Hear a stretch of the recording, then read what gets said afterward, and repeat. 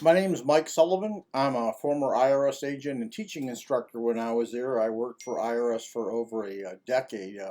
Me and my M&M man give you a thumbs up for listening. My YouTubes, by the way, are very short. They're sweet.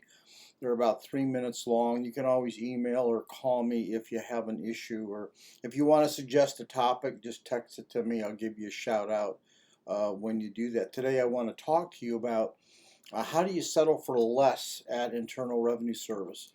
The Settle for Less program is called the Offer and Compromise program. That's Offer and Compromise, or OIC. I used to teach that program as a former agent. I accepted offers and denied offers and compromise, and I am a national expert in the offer. And there's a lot of fallacy about that program, and I just want you to know about it now. Last year, IRS accepted 21,000 offers and compromise or settle for less. And there were about, I don't know, 80,000 sent in. The average settlement was about 16,000, but that's just a national average. Has nothing to do with what you can settle for. Before you consider that, IRS has a PreQualifier tool that can go to irs.gov to see if you qualify, or you can speak to experts, your CPA, an attorney, a tax professional, me, and let's look over your financial statement, your 433.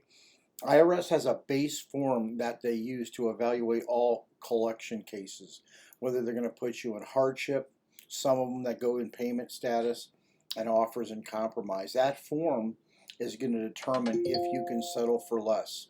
You must know this about the offer and compromise program. You must give IRS your total liquidity in everything that you have, and that's your base offer and compromise.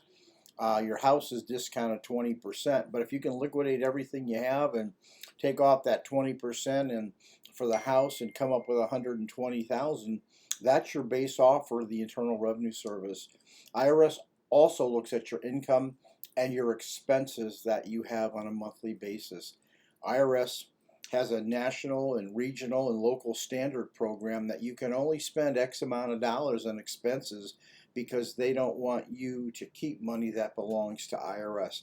I do have a YouTube out about the IRS national standards you may want to listen to. So IRS is going to make sure you live within your means according to the budget they want you to have. So what happens if you have $500 left over a month? IRS will say, well, gee, you have 5 years left on your statute. Gee, we should be able to take that 500, multiply it by 60, because that's 5 years. So we want to take your assets and what you have left over at the end of the month times 5 years, what you have left on your statute. We're going to add them together, and that's how you settle for less. If you don't fit within that formula, you're not going to. So your other two options to close your case are to be put in a currently non-collectible hardship, which I've YouTubed on, or a payment agreement. Or some people are lucky enough, the statute of limitations, the 10 years from the date of the assessment will expire. Anyway, thank you for listening. Don't get ripped off by a salesperson that can tell you you can settle for less unless you speak to someone who knows the program well enough, or someone who's worked the program that can evaluate your case. Don't give your nickel to anybody until you know you have the right person to work your case. Thank you for listening.